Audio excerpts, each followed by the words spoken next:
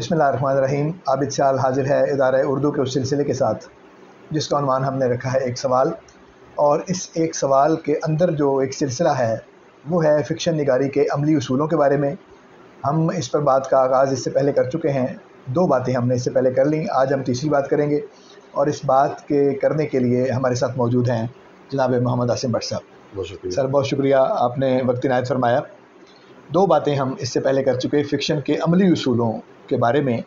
पहली बात हमने ये की थी कि बताओ मत दिखाओ, यानी ऐसा लिखो जिसमें बताने का तासुर ना हो बल्कि दिखाने का हो। और दूसरी बात हमने की थी कि मौजू कोई नहीं होता, या होता भी है अगर तो उसकी अहमियत कम है, उससे ज़्यादा अहमियत है एहसास की, इम्पेक्ट की और उस तरीके की जिससे वो मौजू ट्रीट किया जाता है। तो ये 2 बातें हम कर चुके। आज हम तीसरी बात आपसे करते हैं कि फ़िक्शन लिखने का अमली उसूल जो है तीसरा, वो क्या है सर? ये तो हो गया ना नज़रियाती सतह पर की बातें हो गई। अब एक बहुत प्रैक्टिकल जो आपके टूल्स हैं हम उस पर बात कर सकते हैं। ठीक है। ये सब वो बातें हैं। देखिए, मैं कोई इस तरह कोई एक्सपर्ट तो हूँ नहीं कि हम कोई एकेडमिक एक्सपर्ट नहीं। आप लिखने वाले हैं तो एक्सपर्ट तो आप हैं ना, क्योंकि हम अमली उसूलों पे बात कर रहे हैं। हाँ। तो मैं कारीगर हूँ। ठीक। तो जो सीखा उससे उसको मज़ीद जानने के लिए, उससे मज़ीद अख़ज़ करने के लिए, इस्तिफ़ादा करने के लिए ही इसको बयान करने की मैं कोशिश कर रहा हूँ। तो ये मैं अपने लिए असल में कर रहा हूँ। ठीक। तो मेरा ख़्याल है कि जो उसका एक अमली एक वसीला है अदब का, वो बहुत से हैं लेकिन उनमें एक ज़ुबान है। ठीक है। अदब लेकिन ज़ुबान का जो किरदार है, यानी अब हम ये बातें करते रहे कि ज़ुबान बयान अहम होता है, ऐसा होना चाहिए, ऐसा होना चाहिए। अब लेकिन अब जो बात आप करने लगे हैं वो कि प्रैक्टिकली आप ज़ुबान से मुराद क्या है, ज़ुबान को इस्तेमाल किया है और अदब की ज़ुबान कैसी होनी चाहिए। ठीक। लेकिन ज़ुबान जो है वो एक टूल है, ये तो हम जानते हैं, लेकिन वो किस चीज़ का टूल है? आपके आसपास किसी इस तरह हमने नशीस में बात की थी कि एक फैलाव है जिसे हम हकीकत का फैलाव कहते हैं, जो रियलिटी है जो आपके आसपास। ठीक। आप भी उसका हिस्सा ही हैं, लेकिन आप उसको समझने के लिए, उसकी निटी-ग्रिटी को समझने के लिए आप अपने एहसास और जज्बे की राह से उस तक पहुंचने की कोशिश करते हैं। आप पहुंच गए, आपने उसको फील कर लिया, देख लिया, समझ लिया, लेकिन अब आपने उसको बयान करना है। ठीक। तो आपकी और रियलिटी के दरमियान में जो वसीला है वो ज़ुबान है, इजहार का। बिल्कुल ठीक। ठीक है। ये अदब के मामले में है। बिल्कुल ठीक। अगर मुसव्वरी के मामले में देखें तो रंग का वसीला है, मौसीकी के मामले में देखें यानी वो आपका मीडियम है। वो आपका मीडियम है। तो सबसे अहम तो मीडियम हो गया। फिर बिल्कुल ठीक। आपके अंदर कितनी ही जुर्रत है, आपके अंदर कितनी ही वो बुलवतनी है, वो जज्बा शहादत है, लेकिन जब तक आपको हथियार चलाना नहीं आएगा आप एक अच्छे सिपाही के तौर पे अपनी परफॉर्मेंस नहीं दे सकते। बिल्कुल ठीक। इसी तरह से अगर आप यानी ख्याल को कंसीव करना एक मामला है, वो एक मामला है, और उसको बयान करने के लिए जो बुनियाद है वो तो ज़ुबान पर है। वो तो ज़ुबान है, वो टूल इस्तेमाल करना पड़ेगा। अभी तक हमने वो जो कंसीव करने का अमल था ना, उस पर हम 3 जो गुफ्तगू की हैं 2 वो उनके हवाले से थी। लेकिन आपने कंसीव कर लिया, अब आप उसको एक्सप्रेस कर रहे हैं। अब बयान करेंगे तो आपके पास टूल ज़ुबान का है। तो ज़ुबान के ज़रिए आप उस हकीकत को जिसको आपने देखा है, समझा है, महसूस किया है, उसको आप बयान करने की कोशिश करेंगे। और ये तो हकीकत है, ये तो हर बड़ा लिखने वाला मानता है कि वो जो एक अजीम फैलाव है उसका अहाता क्या आपकी ज़ुबान की कोई भी ज़ुबान कर पाती है। उसका अहाता करने के लिए ही हर ज़ुबान अपने आप को फ़रोग़ देती है, तैयार करती है, इर्तिका पज़ीर होती है। और हर तरह के चैलेंज का ये चैलेंज ही होता है ना, मतलब आपने कोई हकीकत को देखा, ये बहुत बड़ा चैलेंज है, और उसको आपने बयान करना है। तो अब वो ज़ुबान उस चैलेंज को कबूल करने के लिए तैयार है कि नहीं, तो ये तो एक अलग मामला है। लेकिन वो ज़ुबान आपके पास कितनी है, यानी उस ज़ुबान की कितनी अहलियत आपके पास है, ये तीसरा मामला हो गया। यानी ज़ुबान इन इटसेल्फ वो बयान कर सकती है, वो भी एक मसला है, वो भी एक मामला लेकिन उनमें से कितना हिस्सा आपके पास है, आपकी कितनी अहलियत है, कुदरत है उसको ज़ुबान को इस्तेमाल करने की, अब उससे कितनी वाकफियत है आपकी, और उसकी जो एक जिसे हम लसानी तहजीब कहते हैं, اس سے آپ کی کتنی آگاہی ہے، اور اس کی جو ایک اس کا جو ایک فریم ہوتا ہے جسے ہم صرف و نیب کہتے ہیں، یا اس کے جو ایک لوازمات ہیں جسے ہم محاورہ روزمرہ کہتے ہیں، اس سے آپ کی کتنی آگاہی ہے. اور پھر سب سے بڑھ کے جب آپ یہ ساری اپنی جو اہلیت ہے، جو اپنی مہارت ہے، اس کو استعمال کر کے آپ اس زبان کو ایک عام لغت کی سطح سے بلند کر کے اس کو امیجز کی سطح پر، استعارے کی سطح پر، علامت کی سطح پر کس حد تک لانے پر قادر ہیں، یہ ایک اور معاملہ ہے. بالکل. تو وہ سارا کچھ ڈپینڈ کرتا ہے آپ کی زبان کے ساتھ واقفیت، اور اس کے بعد پھر اس کو بیان کرنے کا معاملہ تو اس کے بعد شروع ہوتا ہے. لیکن زبان کی اپنی ایک تہذیب ہوتی ہے، کوئی بھی زبان ہے، ہماری اپنی زبان ہے، اس کی ایک تہذیب ہے، اور اس کی اس کا ایک تاریخی ارتقاء ہے جو جانتے ہیں.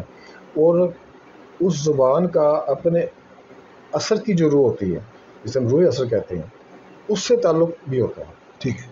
اور اس سے تعلق سے ہی اس کا ایک رنگ بنتا ہے. ٹھیک ہے. مثلا ہماری جو سرشار نے زبان لکھی، یا جو فسانہ عجائب والے جو تھے انہوں نے زبان لکھی، یا اور لوگوں نے جو ہمارے کلاسک جو لکھنے والے تھے انہوں نے زبان لکھی، یا شاعری میں جو ہماری زبان لکھی گئی پرانے مصنویوں میں یا غزلوں میں، وہ زبان اپنے روح اثر کے ساتھ جڑی ہوئی تھی.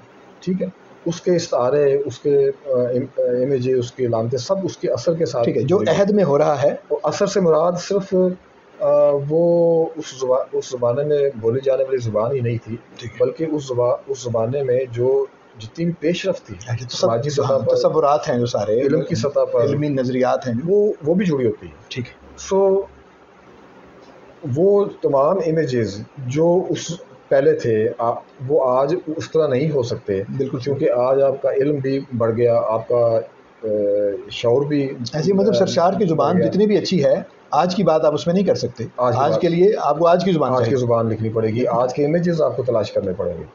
اچھا، یہ جو واقفیت ہے یہ بہت ضروری ہے. اس کے لیے آپ کو بہت ضروری ہے. میں مثال دیتا ہوں کہ اس زمانے میں مجھے وہ گھروں میں ایک ریڈیو رکھا ہوتا نا پرانا، تو پرانا ریڈیو رکھا ہو تو اس میں ٹیوبوں کا نظام تھا.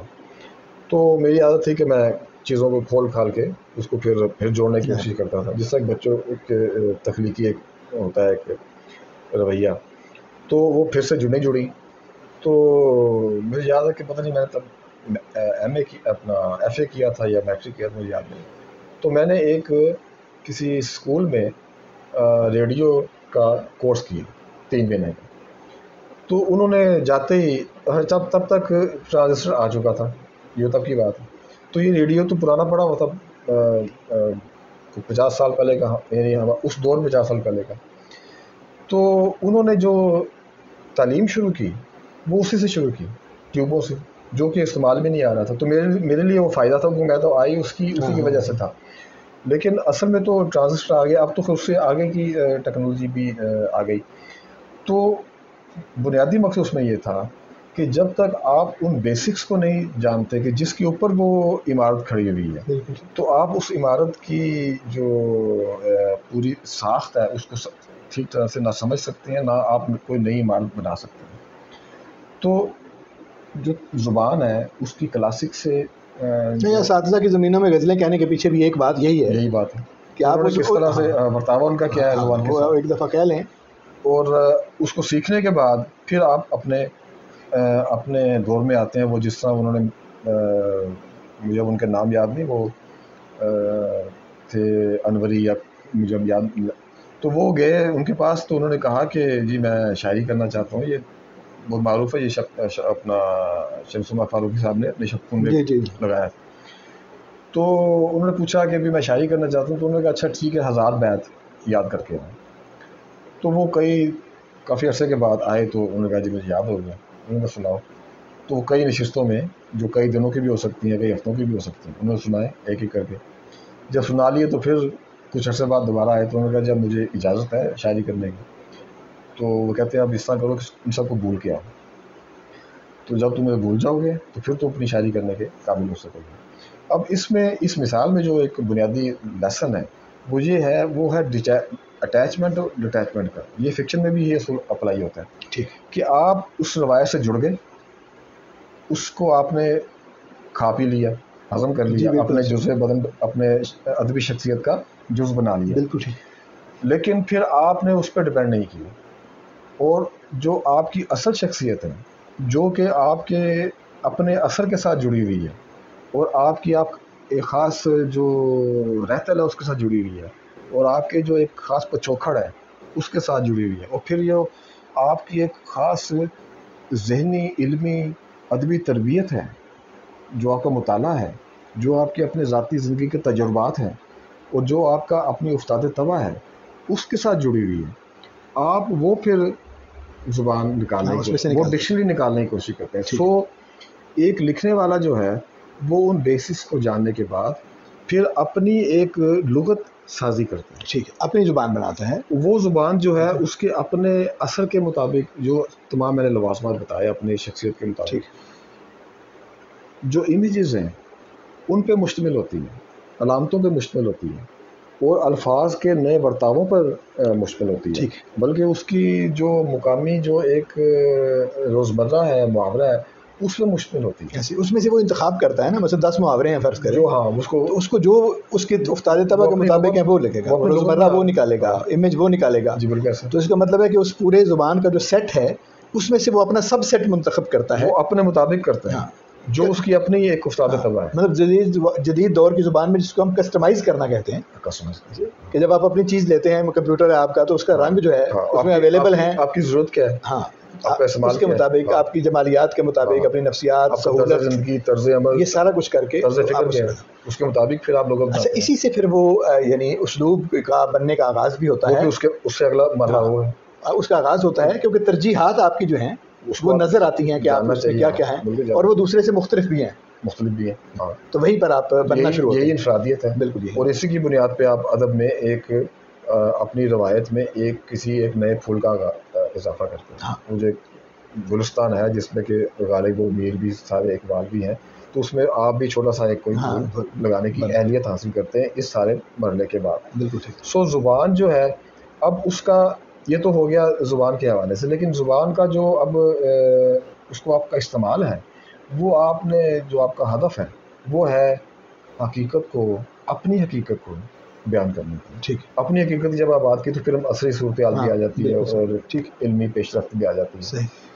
تو اس کو اب جب آپ حقیقت کو بیان کرنے کی کوشش کریں گے تو یہ ہمارے ذہن میں ہوتا ہے کہ ایک تو زبان کی حقیقت کو بیان کرنے کی اہلیت مکمل نہیں ہے، ناقص ہے، اس کے بعد پھر ہماری جو زبان کے ساتھ ایک تعلق ہے وہ بھی مکمل نہیں ہے۔ کوئی شخص شاید ہی کوئی دعویٰ کر سکے کہ جتنی زبان کی جو روایت ہے، جو تاریخ ہے، مجھے سب پہ اس پہ قدرت حاصل ہو، میں ہر طرح کا طرح سے برت سکتا ہوں اس کو، اگر آپ کر بھی لیں تب بھی وہ ایک جو بنیادی رکاوٹ ہے حقیقت کے ساتھ آپ کا جو تعلق ہے زبان کا، وہ ایک باقی رہتی ہے۔ تو فکشن میں آپ ان تمام جو محدودات ہیں ان کو پیش نظر رکھنے کے بعد پھر آپ حقیقت سے رجوع کرتے ہیں، اور اس کا جتنا بھی جو جواقع کی صورت میں یا ایک واہمے کی صورت میں یا خیال کی صورت میں آپ حقیقت کا ادراک ہوتا ہے اس کو پھر آپ بیان کرنے کی کوشش کرتے ہیں، اور اس کے لیے آپ کو یہ کوشش کرنی چاہیے۔ مجھے یاد ہے کہ ایک دفعہ ہم نے ظفر اقبال صاحب کا انٹرویو لیا تھا، اچھا، تو وہ کہتے ہیں جی میں نے آب روا لکھی تو مجھے بڑی شاباش ملی، تو اس کے بعد میں نے سوچ لیا کہ اب نہیں، اب یہ والی شاباش نہیں چاہیے، یہ بہت اچھی بات تو وہ کہتے ہیں یہ والی شاباش اب نہیں چاہیے، ہاں وہ اتنی لے چکے ہیں، وہ تو میں نے ریاضت کی اور میں نے بتا دیا کہ میں نے یہ کر سکتا، یہ کلاسیکل جو زبان کا جو برتاوا ہے میں نے اس پہ کمال حاصل کر لیا اور اس پہ آپ نے مجھے شاباش دے دی، ٹھیک ہے، اب میں نے اپنے آپ کو بیان کرنے کی کوشش کرنا ہے، میں نے خود جو زندگی کو دیکھا ہے اور میری اپنی جو حقیقت ہے اس کو بیان کروں گا، اس کے لیے میں نے پھر اپنی زبان، انہوں نے کہا جی میں نے پھر اس کے بعد مصروں کو اپنی طرز میں بنانا شروع کر دیا، اور جب بھی مجھے لگتا ہے کہ یہ پرانے طرز کے مطابق ہے میں اس کو توڑ دیتا۔ اچھا، اس سے پھر بہت سی ایسی شاعری بھی ان کی ہوئی، ہاں ظاہر ہے جو ٹوٹی ہوئی ہے، جو جس میں وہ ٹوٹا ہوا نظر آتا ہے، لوگ اعتراض بھی کرتے ہیں، لیکن میرا ذاتی خیال یہ ہے، بہت ہی عاجزانہ خیال ہے کہ شاید ان سے بڑا غزل کا آدمی پچھلے 50-100 سال میں کوئی بھی، اس خیال میں اس عاجزی میں بھی ساتھ ہوں، مجھے بڑی خوشی ہے، بہت ہوتا یہ ہے کہ جب ان کے حوالے سے انہوں نے اپنے حوالے سے خود ہی بہت سی وہ کرتے رہے باتیں، لیکن ادب کے اور شعر کے طالب علم کے طور پر ان کے یہاں چیزیں اتنی زیادہ ہیں, ان کو بھی مزہ آتا ہے ہاں کہ وہ مخالفت ہوتی رہے, ان کو دل لگا رہتا ہے. لیکن اس سب سے ہٹ کے ان کا جو اپنا ان کی قد و قامت ہے وہ اتنی بلند ہے کہ یہ ہماری بدقسمتی ہے کہ ایک لیجنڈ ہے جو ہمارے درمیان موجود ہے. ہم تو اقبال کی بات کرتے ہیں نا کہ وہ لیجنڈ تھا جس کے 100 سال پہلے ہماری جو زمانی قربت ہے بہت کم ہے, اور یہ ہمارے لیے خوش قسمتی ہے, لیکن یہ تو ہمارے درمیان میں موجود ہے اس وقت. تو اس سے ہم اس طرح شاید استفادہ نہیں کر پانے. لیکن بہرحال انہوں نے یہ ان کی بات سے میرے ذہن میں یہ خیال آیا کہ آپ اپنی زبان فکشن میں, ہم فکشن کی جو بات کر رہے ہیں, تو اپنا جو برتاوا ہے اس کو آپ سمجھیں, اس کو لے کے آئیں, اور حقیقت کو بیان کرنے کی ہم اس پہ کوشش کرتے ہیں. اور جب وہ کوشش جو کرتے ہیں زبان کے ذریعے حقیقت بیان کرنے کا, تو پھر وہاں پہ مقام آتا ہے بیان کا. اصل میں ایک اور بات میں چھوٹی سی آپ سے گزارش کرنا چاہتا ہوں, وہ یہ ہے کہ یعنی ہم باتیں تو کر رہے ہیں لیکن ظاہر ہے یہ بہت بڑی بات ہے. ہاں بڑی بات ہے. یعنی بہت سے لوگوں کا اس میں گم ہو جانے کا بھی خدشہ ہے. یعنی آپ اتنا بڑا کھلارا, میں ظفر اقبال صاحب کی آپ بات کر رہے ہیں تو میں نے یہ لفظ استعمال کیا جب میں نے ان پہ لکھا کہ انہوں نے جتنا کھلارا ڈالا ہے اس کا کافی سارا حصہ سمیٹ کے بھی دکھایا ہے. تو ہم کسی کوئی ایسا آدمی ہو جو کھلارا بڑا ڈال لے اور اس سے سمیٹا ہی نہ جائے, تو یعنی یہ اس پہ غنیمت سمجھ لیتے ہیں کہ ہم وہ جو بڑی زبان ہم کہتے ہیں یا ایک کلاسیکی زبان ہے اس تک پہنچ جانا بھی ایک کامیابی ہے بہت بڑی.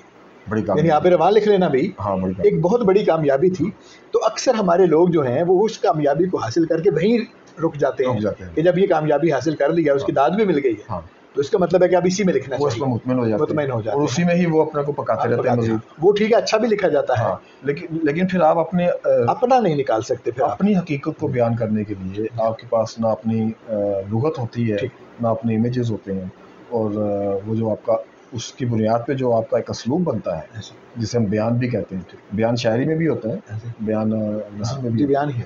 تو وہ جو بیان بنتا ہے اس میں نہ انفرادیت ہوتی ہے اور نہ وہ حقیقت کی جو اندرونی جو ایک اس کی تہیں ہیں اس تک وہ پہنچ پاتا ہے. ٹھیک ہے, جب ہم یہ آپ نے یعنی ہم چونکہ اس طرف کو جا رہے ہیں کہ عملی اصول کیا ہے اچھا فکشن لکھنے کا, بڑا فکشن لکھنے کا, زبان اپنی دیکھیں. اس میں جو تیسرا اصول ہے وہ آپ نے زبان, اس کے بعد پھر بیان ہے. ٹھیک, اب جب زبان کو آپ نے استعمال کر رہے ہیں اور حقیقت کو آپ بیان کر رہے ہیں تو پھر اس میں آپ کی بیان کی ایک انفرادیت ہونا بہت ضروری ہے, کیونکہ یہ بات تو ایک یہ بات کیا فرق ویسے ہے, کیا باریک فرق آپ کیا کر رہے ہیں زبان میں اور بیان میں؟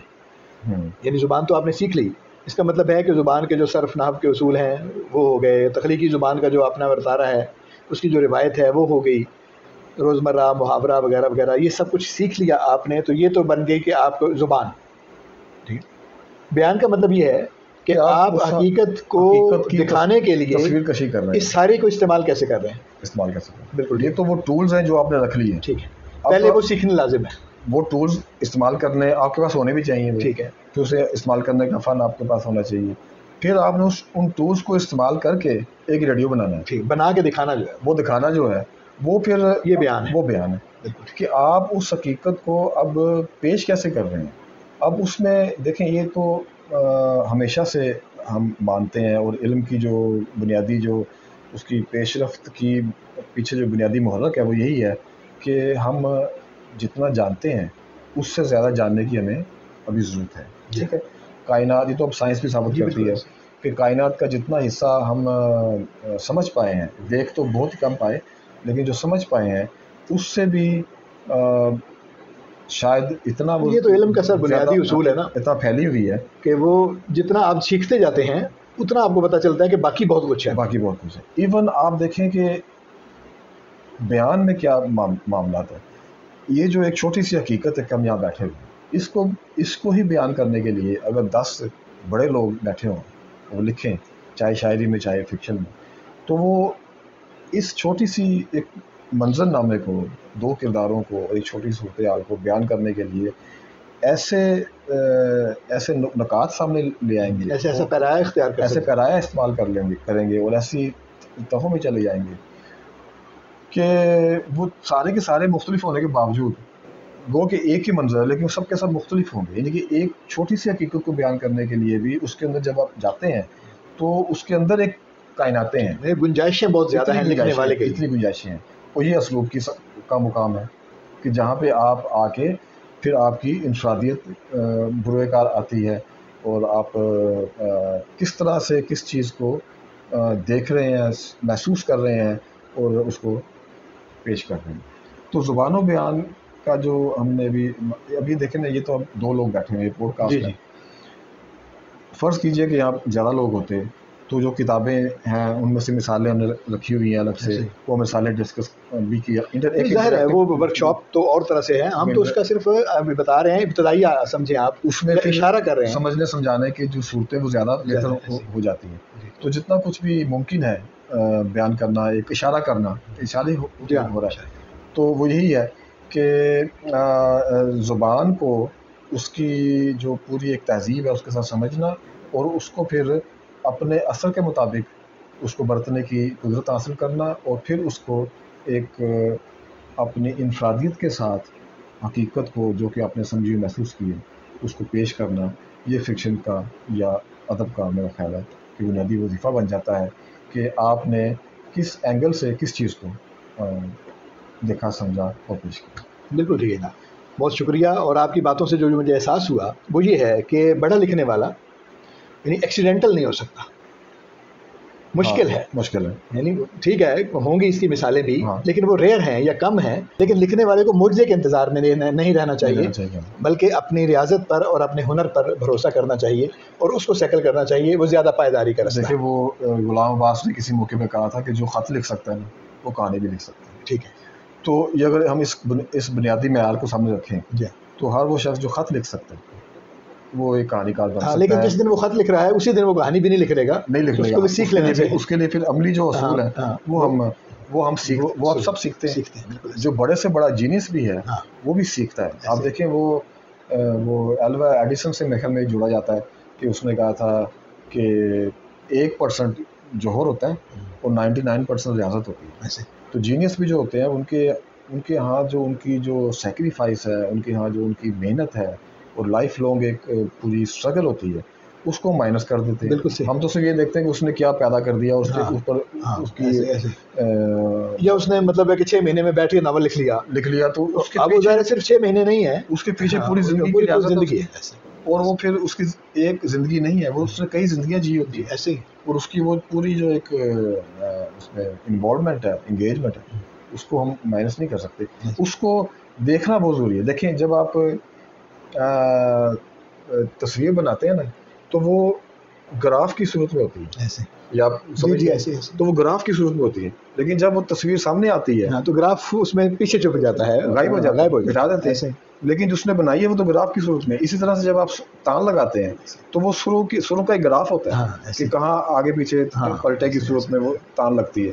لیکن جب وہ پیش کی جاتی ہے، پرفارم کی جاتی ہے، تو وہ جو نکرے ہوتی ہیں نا پلٹوں کی وہ صاف کر دی جاتی ہے. تو وہ ایسے ہی لگتا ہے کہ سموتھ ایک لہر ہے ہوا کی جو کیا چل رہا ہے. بالکل اسی طرح سے جو یعنی وہ لکھنے والے کے لیے یا بنانے والے کے لیے اور شے ہے، اور دیکھنے والے کے لیے اور شے ہے. تو ہم تو چونکہ لکھنے والے کاریگروں کے لیے بات کر رہے ہیں تو ان کے لیے یہ اصول ہے کہ وہ گراف پہ بنائیں، وہ اس طرح سے گراف پہ بنائیں اور بعد میں پھر جب اس کے کونے خدرے آپ مٹا دیں گے تو دیکھنے والوں کو نیچرل لگے گا. لیکن آپ کی طرف سے وہ گراف ہے. یہ کیسی اچھی بات کی اور کیسے عمدہ مثال کے ذریعے بڑے مجھے ان کا نام یاد نہیں ہے، تو بڑے ہمارے بزرگ گزرے انہوں نے کہا کہ بڑے فن کی پہچان یہ ہے کہ وہ آپ کو لگے نہ کہ یہ فن ہے. یہ بات دہرائی گئی بہت. اس کو حلوا کر کے آپ کے پیش کریں کہ آپ کو لگے کہ یہ بات ہے. آپ آسانی کے ساتھ کچھ ایسا کر رہے ہوں بظاہر، لیکن اس کے پیچھے بہت ساری ریاضت. اتنی آسانی سے وہ ایک تان لے لیتا ہے اور اتنی آسانی سے وہ ایک کیفیت کو بیان کر دیتے ہیں. تو یہ جو ایک طاقت ہے اس کے پیچھے ٹھیک ہے اس کا جوہر بھی کام کر رہا ہوتا ہے، لیکن اس کی ریاضت، اس کا ویجیلنٹ ہونا بہت زیادہ، اور اس کا جڑا ہوا ہونا ہر چیز کے ساتھ، یہ بہت میٹر کرتا ہے. تو اپنے دوست اظہر فراق کے ایک بروقت شعر پہ اس کو ختم کرتے ہیں. یہ نہیں دیکھتے کس کی ہے ریاضت کتنی، لوگ آسان سمجھ لیتے ہیں آسانی کو. تو بہت شکریہ. امید ہے کہ ہمارے دوستوں کو یہ باتیں پسند آئی ہوں.